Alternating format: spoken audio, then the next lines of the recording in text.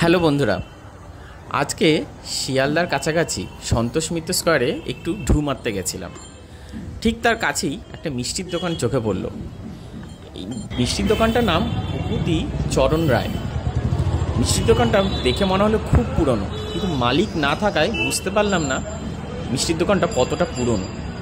কিন্তু তোমাকে দেখায় কলকাতার বাজারে এখনও সেই 3 টাকা থেকে 10 টাকার মধ্যে এখনও মিষ্টি পাওয়া যায়। ভাবলেও অবাক লাগলো, কিন্তু মিষ্টিগুলো বেশ ভালো খেতে। আমি বেশ অনেকগুলো ট্রাই করেছি।